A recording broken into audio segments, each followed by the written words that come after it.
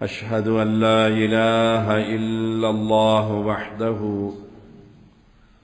لا شريك له وأشهد أن محمدًا عبده ورسوله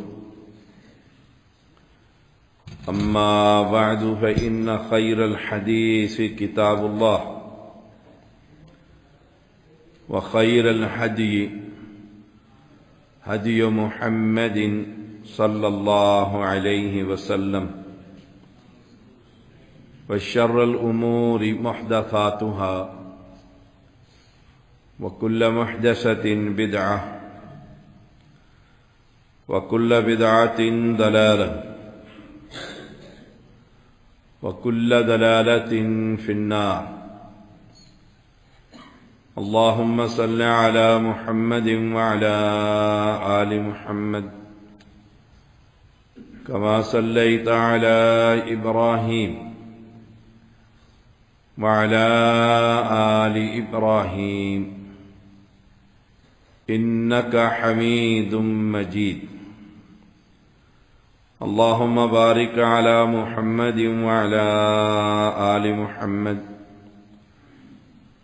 كما باركت على إبراهيم وعلى آل إبراهيم إنك حميد مجيد. فأعوذ بالله السميع العليم من الشيطان الرجيم. ومن لم يحكم بما أنزل الله فأولئك هم الكافرون. تعریفوں کے لائق صرف اللہ کی ذات جو اکیلا الصمد الاحد ان گن درود و سلام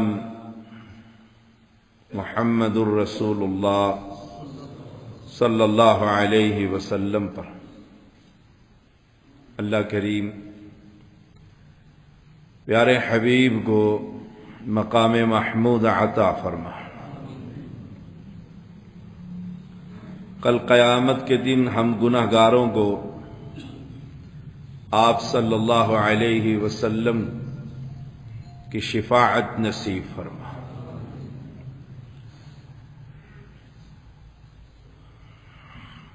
ابو العالیہ رحمہ اللہ کا قول ہے اللہ تعالی کی کتاب یعنی قرآن کو اپنا امام بنا لو. قرآن نور، روشنی، ہدایت کا منبع، سینوں سے شرک کی گندگی کو دھونے والا، تبیان لکل شیء. فرمایا قرآن کو اپنا امام بنا لو اور اس کے ہر فیصلے پر، ہر حکم پر راضی ہو جاؤ. اللہ کا فیصلہ ہے کہ وہ اکیلا ہے. قل هو اللہ احد. قرآن کا فیصلہ ہے کہ اللہ بے نیاز ہے، بڑا بے نیاز.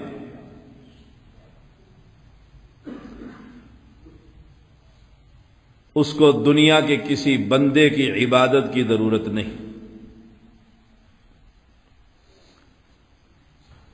قرآن کا فیصلہ ایک ہی شخص ہے دنیا میں جسے رب نے چنا ہے اپنی مخلوق سے رابطے کے لیے، اور اس کا نام محمد الرسول اللہ صلی اللہ علیہ وسلم. اس لیے ابو العالیہ رحمہ اللہ بیان کرتے ہیں قرآن کو اپنا امام بنا لو. نماز میں ہمارا ایک امام ہوتا ہے، ہم اس کی اجازت کے بغیر سلام پہلے نہیں پھیرتے. اور اگر کوئی پھیر دے تو ہر شخص کہتا ہے نماز توڑ کر چلا گیا۔ اسی مثال کو قرآن مقدس پر لے جی۔ قرآن ہمارا امام ہے،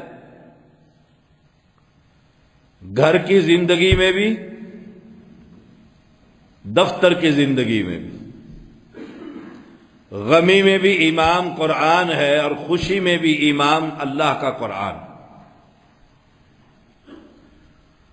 اس کے ہر فیصلے پر راضی رہو۔ وہ غمی کے موقع پر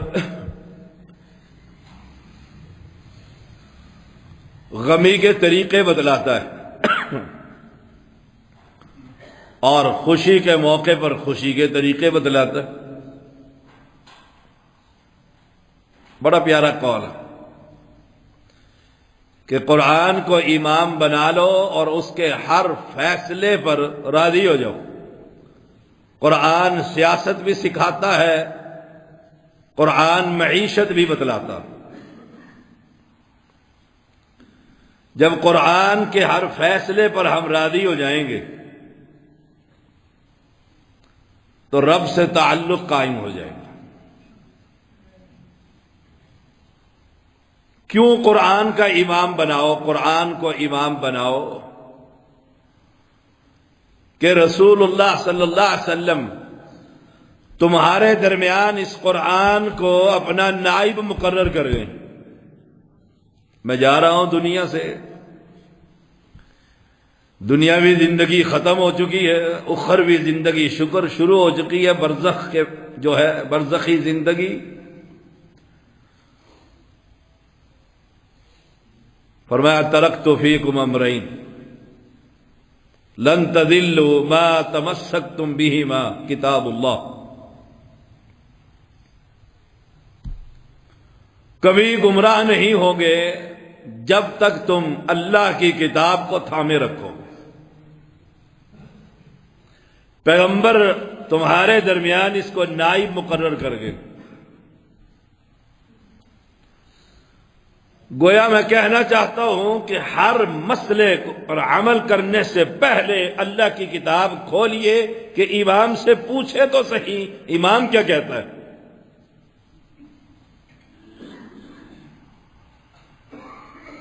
یہ قرآن ایسا شفیع ہے جس کی ہر سفارش مقبول ہے۔ رسول اللہ صلی اللہ علیہ وسلم کا فرمان ہے، امام ابن ماجہ رحمہ اللہ اسے لے کر آئے، فرمایا جو شخص قرآن کی 30 آیات والی سورۃ الملک رات کو سوتے ہوئے پڑھتا ہے، کل میدان محشر میں یہ 30 آیات اتنی شفاعت رب سے کریں گی حتیٰ کہ پڑھنے والے کو جنت کے اندر پہنچا دیں گے۔ یہ ایسا شفیع ہے جس کی ہر سفارش مقبول ہے۔ میرا تعلق کتنا ہے قرآن سے، کتنی تلاوت کرتا ہوں؟ دیکھیے، تجزیہ کیجیے، ایک ہاتھ میں موبائل ہے اور ایک ہاتھ میں قرآن، کتنے منٹ دن میں اس کو دیتا ہوں اور کتنے قرآن کو دیتا ہوں؟ فیصلہ ہو جائے گا میں مسلمان ہوں۔ اسی لیے فرمایا قرآن کو امام بنا لو۔ اگر ہم روزانہ کی بنیاد پر قرآن مقدس کی کچھ آیات اپنی زبان میں پڑھ لیں تو سمجھ آئے اللہ چاہتا کیا ہے۔ یہ قرآن ایسا شفیع ہے، دعا ہے رب کریم سے اللہ اس کی سفارش ہمارے حق میں قبول فرما۔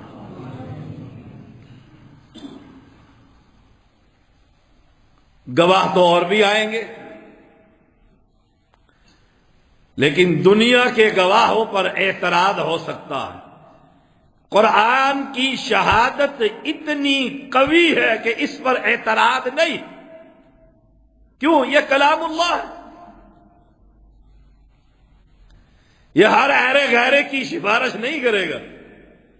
قبر پرستوں کی اس نے سفارش نہیں کرنی، پیر پرستوں کی اس نے نہیں کرنی، بدعتیوں کے قریب اس نے نہیں جانا، کیونکہ اس نے قرآن کو امام بنایا ہی نہیں۔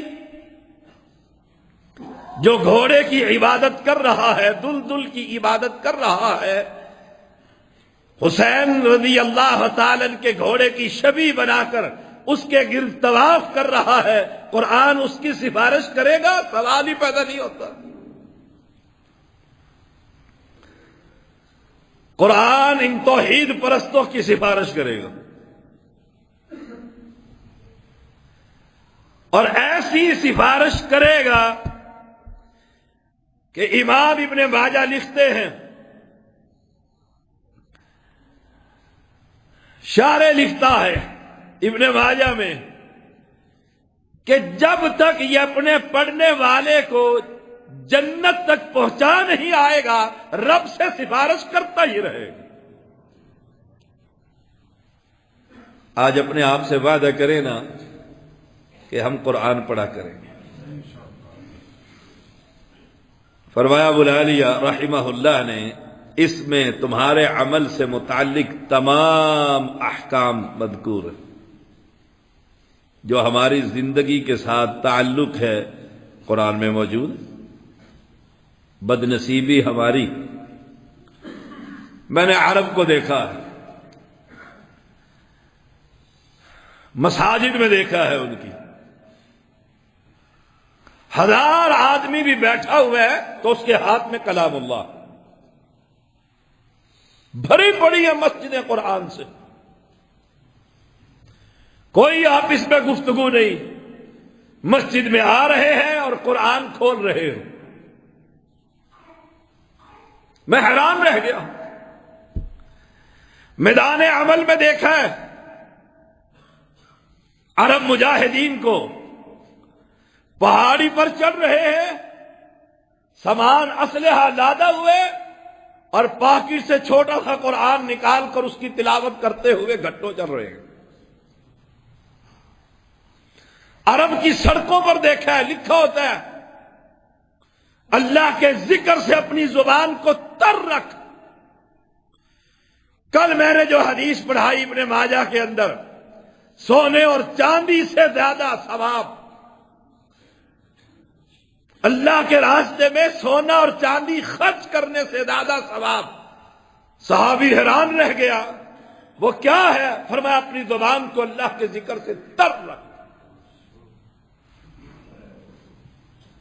یہی پڑھتا چلا جا، سبحان اللہ، اللہ تو پاک ہے ان بزرگوں کی شراکت سے، سبحان اللہ، اللہ تو پاک ہے ان مردوں کی شراکت سے۔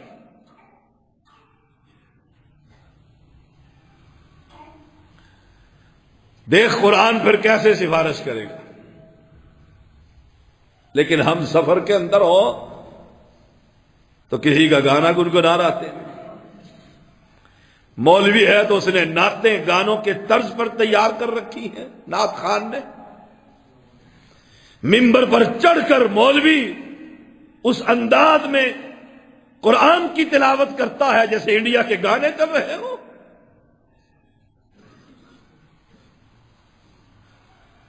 قرآن سے تعلق قائم کیجیے، قرآن اللہ کی کلام، اس سے بہتر کوئی کتاب،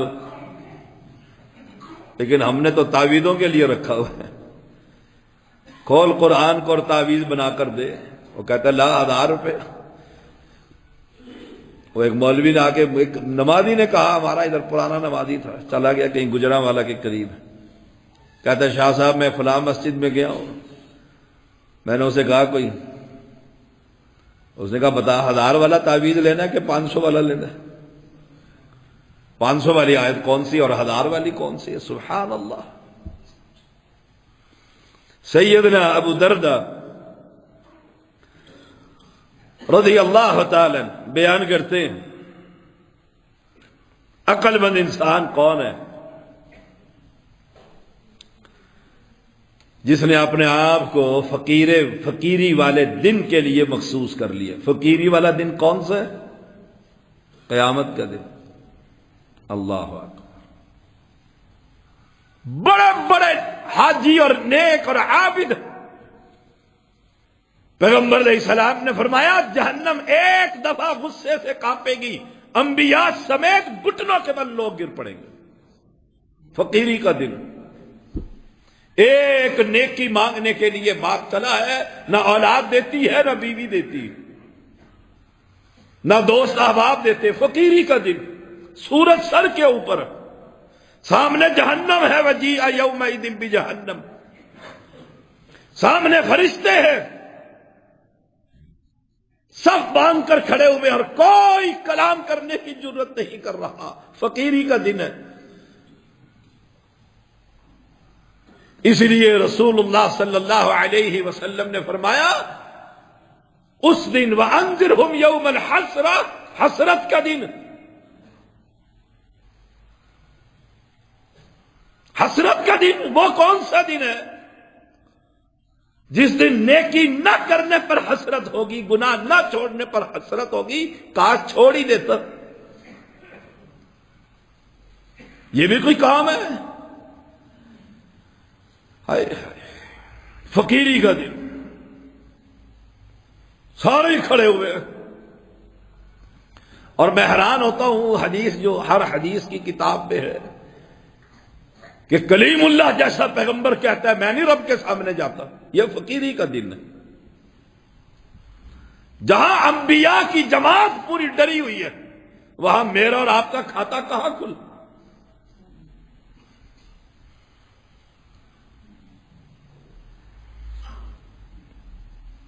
جب دائیں اور بائیں ہاتھ میں نامہ اعمال کی تقسیم ہوگی، اللہ ہم سب کو دائیں ہاتھ میں نصیب فرما۔ فقیری کا دن۔ اور قرآن تو کہتا ہے بندہ خواہش کرے گا پوری دنیا کو اٹھا کر جہنم میں پھینک اور مجھے نہ پھینکنا۔ فقیری کا دن۔ عقل مند کون ہے؟ وہ جو اس دن کو یاد رکھتا ہے۔ ہمیں یاد نہیں۔ جنازے پر دیکھ لیں اگر یاد ہو تو، سامنے میت بڑی ہوتی ہے اور پیچھے نون لیگ والے اور پی ٹی آئی والے لڑ رہے ہوتے ہیں آپس میں، سامنے میت بڑی ہوتی، اور اگر کسی وڈیرے کی ہو تو سب سلام کر کے جاتے ہیں کہ حاضری لگا دے، میں بھی آیا تھا جنازے میں، اور ووٹ لینے والے بھی سلام کر کے جاتے ہیں کہ میں آیا ہوں تیرے باپ کے جنازے پر، ووٹ مجھے ہی دینا۔ فقیری کا دن۔ ہائے ہائے،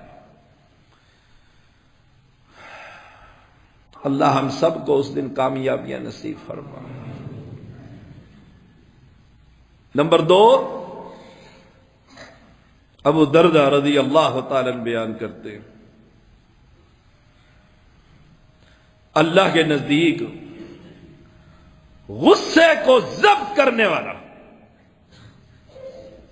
کوئی گھونٹ نہیں، سب سے کڑوا گھونٹ غصے کا گھونٹ۔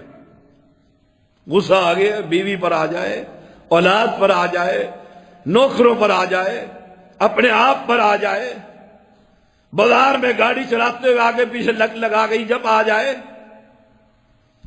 غصہ ہی آتا ہے نا تو طلاق۔ لوگ آ کر کہتے ہیں کہ مسئلہ پوچھ رہے، جی پوچھئے، کہ جی میں نے غصے میں اپنی بیوی کو طلاق دے دی۔ میں نے کہا کوئی عیدی دیتا ہوتا ہے طلاق؟ غصے میں ہی دیتا ہوتا ہے طلاق؟ غصے میں، یعنی کہنے کا مطلب یہ ہوتا ہے کہ غصے میں طلاق نہیں ہوتی۔ میں تو غصے میں تھا جی، اس کو مجھے سمجھ ہی نہ رہی۔ مولوی بھی کہتے لا 50,000 دے، میں کہہ دوں گا تو پاگل تھا اس وقت، لکھ کے دے دوں گا، چل تو بھی جا اور میں بھی جا۔ غصے کا گھونٹ پینا سیکھی۔ خاوند نے کچھ کہہ دیے، ضبط کر جا، ضبط کر جا۔ ہر ایک سوال کا جواب نہیں دیتے ہوتے، ہر بات کا جواب نہیں دیتے ہوتے، منہ کو تالے لگا لے۔ دیکھ گھر تیرا جنت بن جائے گا۔ باپ نے کچھ کہہ دیا، جوان ہے، پی جا اس غصے کو۔ کل جب تو چھوٹا تھا تیری باتوں کو غصے کی وجہ سے باپ پی جاتا تھا، احساس نہیں ہے؟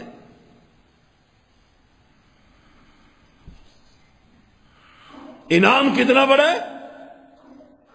پیغمبر علیہ السلام کے سامنے دو آدمی لڑ رہے تھے اور غصے سے رگیں پھول گئیں، شور ہو گیا۔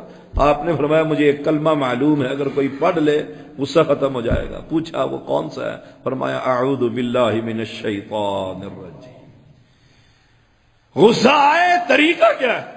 غصہ آئے تو سگریٹیں پھونک رہا ہے، فلمیں دیکھ رہا ہے، شرابیں پی رہا ہے، گاڑیاں توڑ رہا ہے۔ میرے ایک رشتہ دار تھے، انہیں غصہ آتا اٹھا کر شیشے کے برتن سارے گھر کے توڑ دیتے۔ ہمارا ایک شاگرد تھا، حدیث ہوا، بڑا پڑھا لکھا آدمی، اس کے والد کا فون آیا، گھر آئے، ذرا خیریت ہے؟ کہ ایک گلاس پانی پینے کے لیے نہیں چھوڑا، آپ کے شاگرد نے سارا شیشے کا جو برتن ہے وہ توڑ دی۔ یہ غصہ آیا ہوتا ہے، مسلمان ہے، فرمایا غصے کا گھونٹ پی ثواب کی طرح، اور میں جنت میں کھڑا کر دیے جاؤ گے۔ ہائے، اور جنت کی حوریں لائن میں کھڑی ہوں گی، اور رب کہے گا تو قادر تھا اس وقت اپنے غصے کے اندر اس کو مار دیتا۔ اس لیے بادشاہ کے بارے میں آتا ہے اللہ کی فٹکار ہے اس بادشاہ پر جو بادشاہ پر جھوٹ بولتا ہے۔ اسے کیا ضرورت، وہ تو بادشاہ ہے۔ طاقتور کو اسے کیا ضرورت ڈرنے کی، وہ تو بادشاہ علاقے کا، لیکن وہ غصہ پی جائے، غصہ پی جائے۔ اور میں جنت میں اللہ حوریں کھڑی کر کے کہے گا اس دن غصہ پی گیا تھا نا، جو تجھے پسند ہے وہ حور لے جا تیرے لیے۔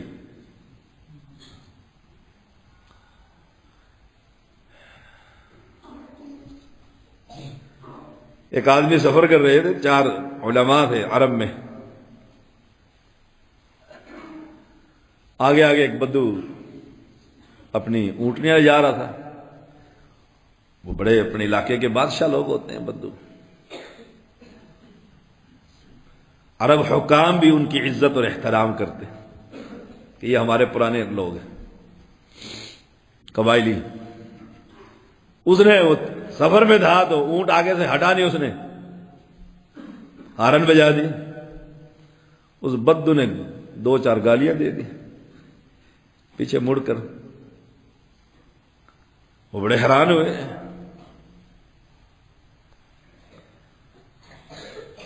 اس نے پھر کہا بھی رستہ دو، اس نے پھر اسے، یہ نیچے اترے غصے میں اور بٹن کھولے اوپر کیے، اور ساتھ والے سمجھاتے ہی رہ گئے کہ ٹھہرو کیا کرنے لگے ہو۔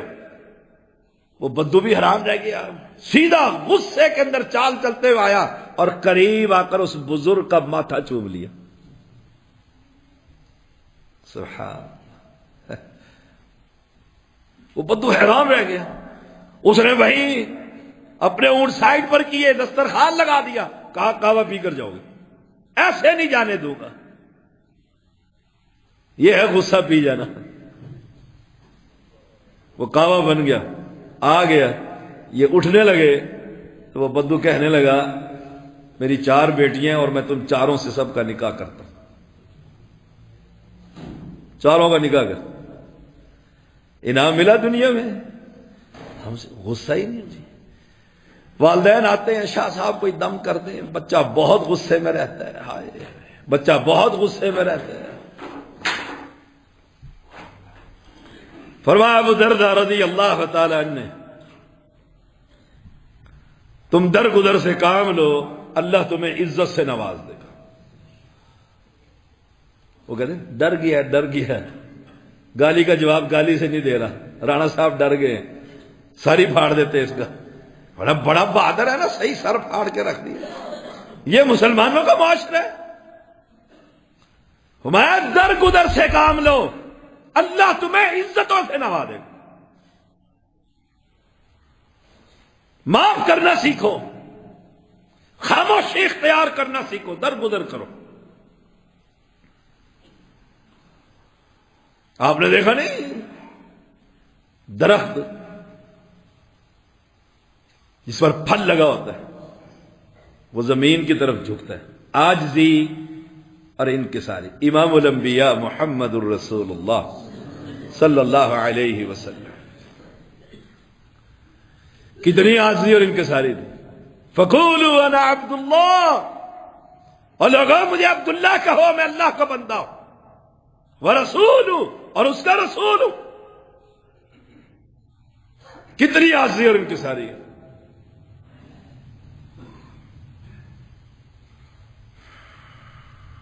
نمبر 3،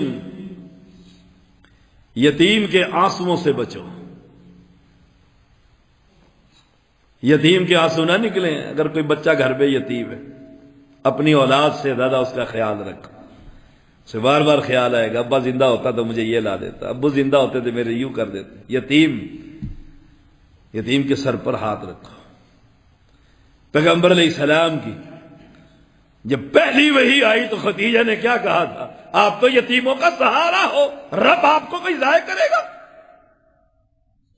تلاش کیجئے مدارس کے اندر، غرباء کے اندر، محلے کے اندر، گاؤں کے اندر، اپنی برادری کے اندر کون سا بچہ یتیم ہے، میں اس کی کفالت کروں۔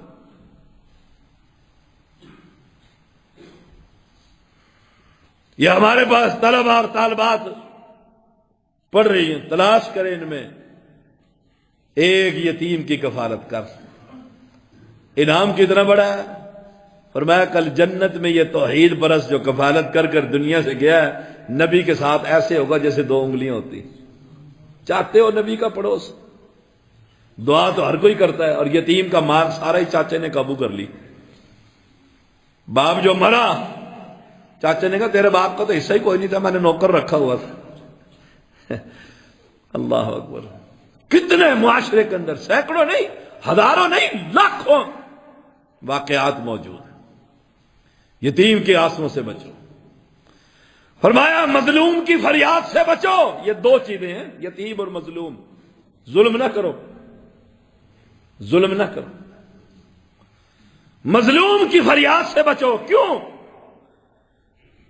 دونوں کی رات کے وقت کی دعائیں، یتیم بھی بیٹھا ہوا ہے اور مظلوم بھی بیٹھا ہوا ہے، عرش کی طرف التجا بن کر صبر کرتی ہے، اور راستے کے دروازے رب سارے ہی کھول دیتا ہے، عرش سے جا کر ٹکراتی۔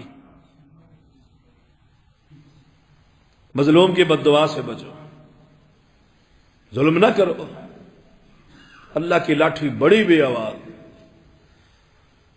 کہا میں نے کسی پر ظلم کیا، اور کہا اللہ نے اولاد کے اندر ایک بچہ نشئی بنا دیا، سارا بیچ کے کھا رہا ہے، روزانہ اپنی پاکٹ سے پیسے دیتا ہوں، یہ لے 5000 کا نوٹ، اور لگا آگ اور جا کر پی، اور سوچتا ہی نہیں آخر یہ ایسا کیوں ہوا میرے گھر میں۔ وہ جو زمین قابو کی تھی نا، یتیموں کی، مظلوموں کی، ان کی بد دعائیں گئیں آسمان پر، اور اس وقت دعا سفر کر رہی ہوتی ہے جبکہ لوگ سو رہے ہوتے ہیں، اور اللہ آسمان ایک دنیا بنا کر کہتے کوئی مانگے، میں دینے کے لیے آیا ہوں، اور یہ کہتے ہیں یا اللہ اس چاچے کو ہی پکڑ، میرا سب کچھ کھا گیا ہے، مامے کو پکڑ یہ سب کچھ لپیٹ گیا ہے، باپ مر گیا تھا، ساری جائیدادیں انہوں نے قابو کر لی۔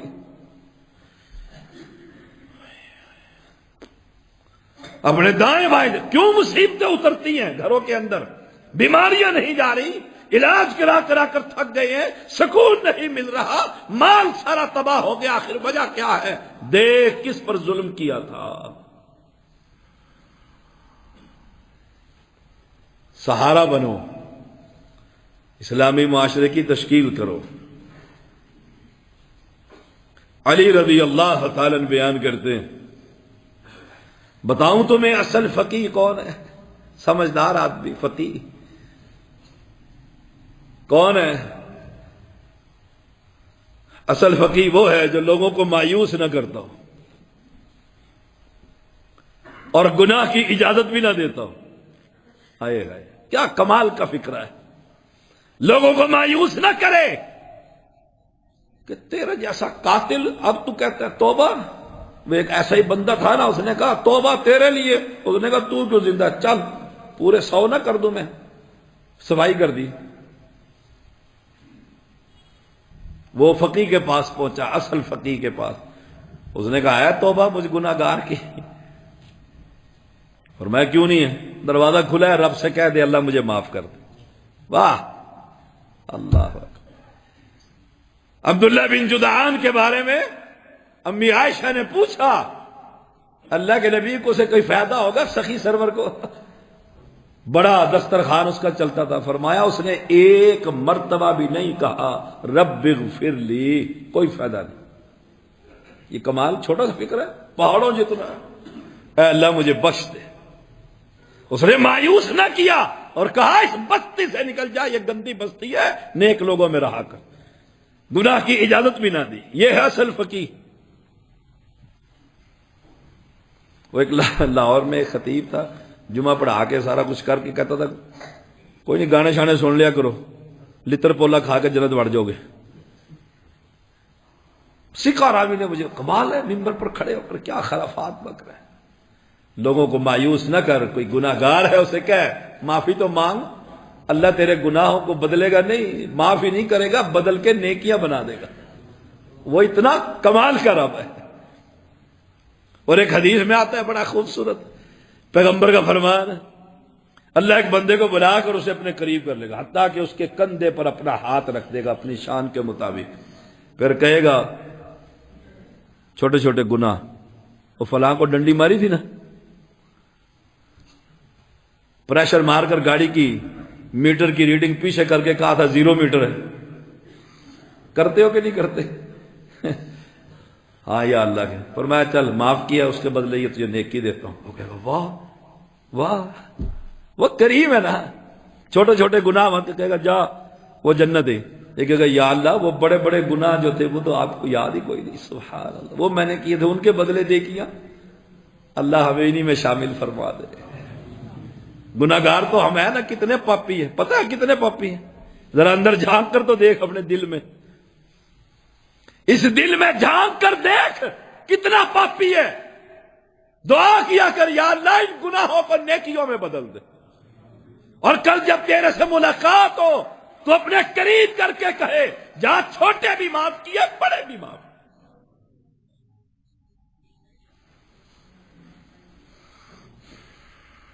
مایوس نہ ہوا کر.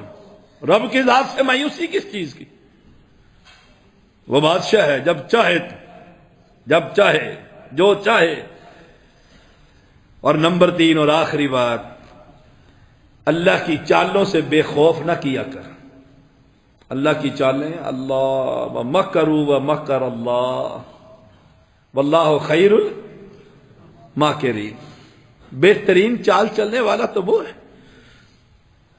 دھوکے کی میں نے ساری چالیں چل لی ہیں پھر پھنسا کھڑا. کیوں؟ چالیں تو اس کی کامیاب ہے. اللہ سے بے نڈر نہ ہوا کر.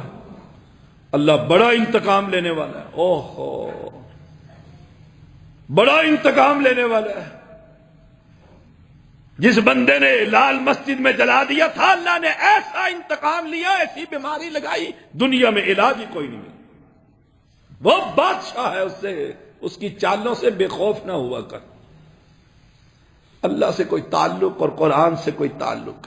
آج اپنے آپ سے عہد کیجئے، زندہ رہیں گے تو قرآن کے ساتھ، موت آئے گی تو قرآن کے ساتھ.